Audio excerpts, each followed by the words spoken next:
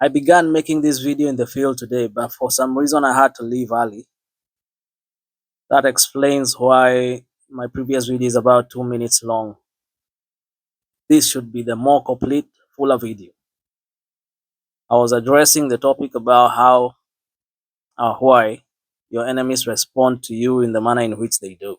Specifically, why they laugh at you.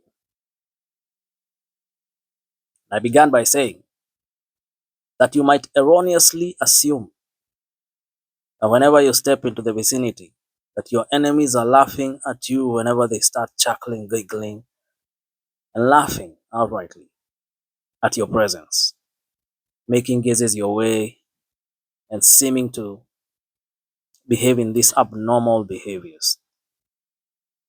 Nothing could be further from the truth.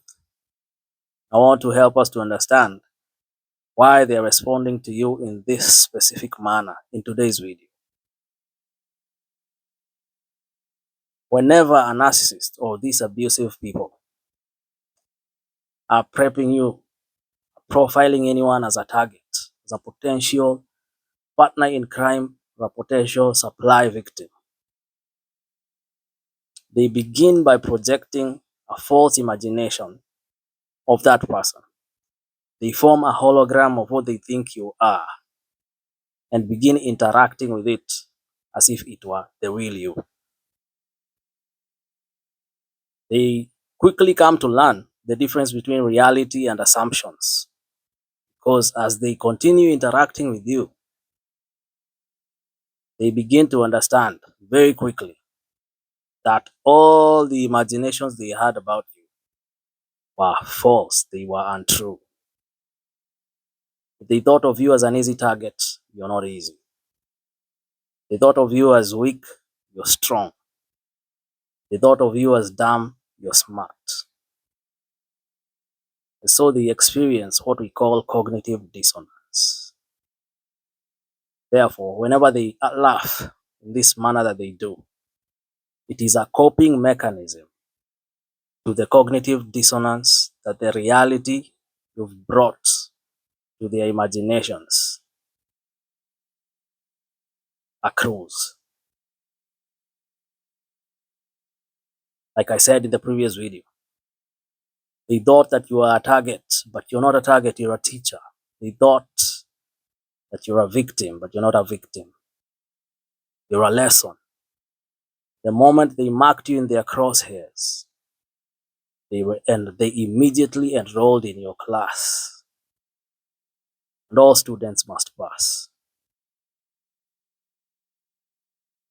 They thought that you would react in a certain way, but you knew better than to play with pigs in the mud, because you understand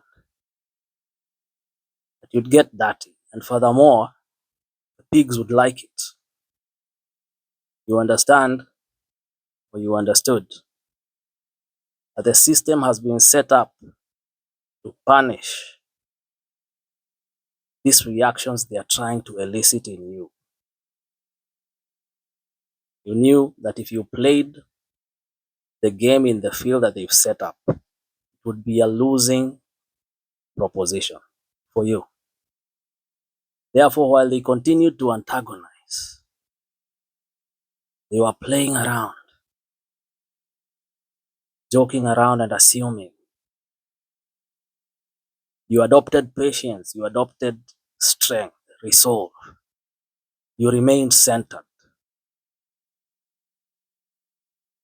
You became patient, you became smart, you became wise.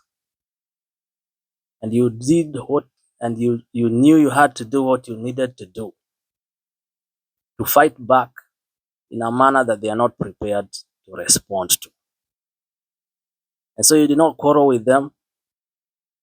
You did not close fists and exchange blows with them.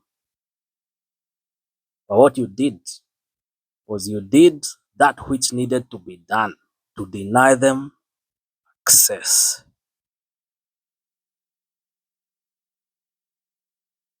By the time they realized that they cannot reach you, it was too late. And they began glitching.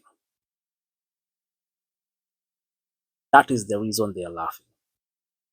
Because at this point in time, psychology has given only two responses to this situation. The more rare response is that they discover what they're doing to you is wrong.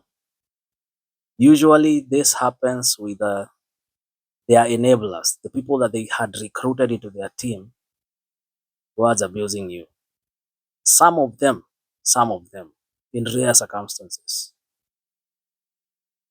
after continuing to interact with you, have discovered that the issue is actually not with you, that the impression that they were given of you wasn't true, that it's false, and that the problem is actually in their team. The problem is in the false impression they believed of you. So they might say sorry, or they might leave that group, they might apologize. Sometimes maybe they'll apologize using actions rather than with words, especially in cases where, say, it's in a professional setting and they have more authority. So they cannot use words like sorry based on that fact. But you will see that they are trying to apologize to you by the things that they adopt afterwards, the way they treat you after, the attempts that they make to try and protect you and cover you, how they treat you differently, how they give you honor, how they respect you and accept you, basically. That is rare, but it can happen with enablers. But the more common response, because narcissists don't change, is denial. Narcissists start glitching. They have to adopt a coping mechanism to what I would call status incongruence. Status incongruence basically happens when, let's view it this way. A and B match is a match. Because of A, you're supposed to get B. Maybe because you're a manager, you're supposed to get a house or a driver. That is status congruence. But if you're the janitor and they see you with a driver, there's a status incongruence. It does not match based on your qualification. And this is what happens with favor or with God, or in this case, with reality contradicting assumptions. So they view this as status incongruence. Yes, you're supposed to be down here, but you're up here.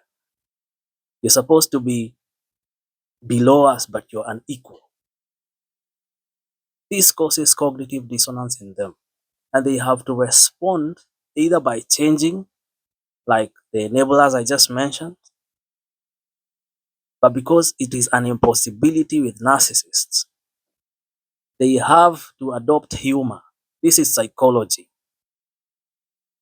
This is phenomena that has been recorded. They adopt humor as a glitch, because if they don't, it's too much to accept reality. They have to laugh to cope. So they're not laughing at you. They are laughing at the fact that your presence is a mirror, is a reflection of their failure. It's not that you're trying to mock, it's not that you're trying to antagonize them back, you're not rubbing it in their face, but your presence alone, just you surviving where they had set up mechanisms or set you up for failure, is an insult to their ego.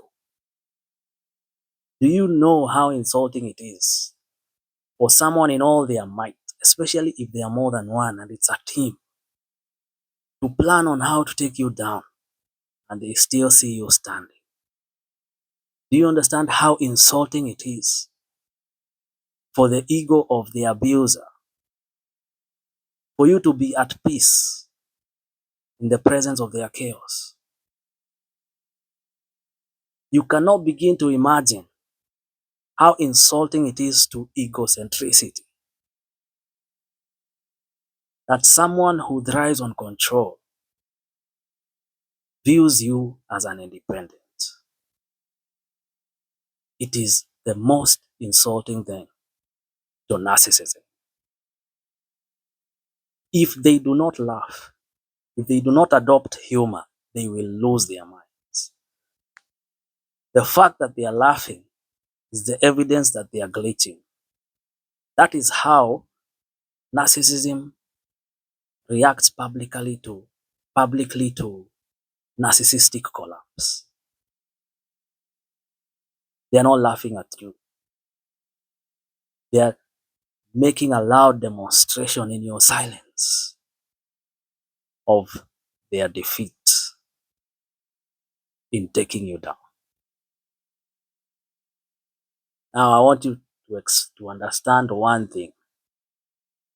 While this is going on in whatever setting, professional, religious, familial, on the earth, there's something spiritual that's going on. The book of Psalms, Psalm 2, Psalm 37, Psalm 59, God says that He laughs at the wicked in their derision. He laughs at them because He knows that their day is coming. When it gets to this point that they are laughing at you, you need to understand that it is spiritual mimicry. It's an imitation of what's going on in the spiritual realm. But while they are doing it for evil, God behind your back is doing it for good because He knows their day is coming. When people get to this point, and there are two options left, which is either to accept their wrong and to treat you as you're supposed to be treated, but they choose the opposite, the other alternative. They choose to cope rather than to change. They have never been closer to judgment than at that point. While they are laughing at you, in quotes, God is laughing at them because He knows their day is coming. Make no mistake about it. No one is getting away with anything. No one is getting away with anything. Let me say it again. They will not escape with it. How people respond to you, their reaction to you reveals who they really are. You're not the issue. You're not the issue. So be encouraged. Your victory is almost guaranteed. The manifestation of your success is just around the corner. When your enemies get to that point where they've experienced such a resounding defeat that you're there while you're supposed to be in the grave, that they have to cope. And while they are coping, God is destroying their ego. Because ego is a liar. Ego shows you things that do not exist. Ego tells you that person is not capable of this. Ego tells you that I can get away with this. Ego looks at you and makes an assumption based on your image. That's why I'm saying ego is a liar. Egocentricity assumes that it knows you or this person, while it has never even interacted. Because how can a person using sense come to the conclusion that they can do this, do that, get away with this, get away with that, just by looking at you? It is the lie of the ego. And when reality comes, like the proverbial dog that faced off this big dog that was always bullying it, and it took it down, because that big dog thought that because this is a small dog, I can take it in a fight.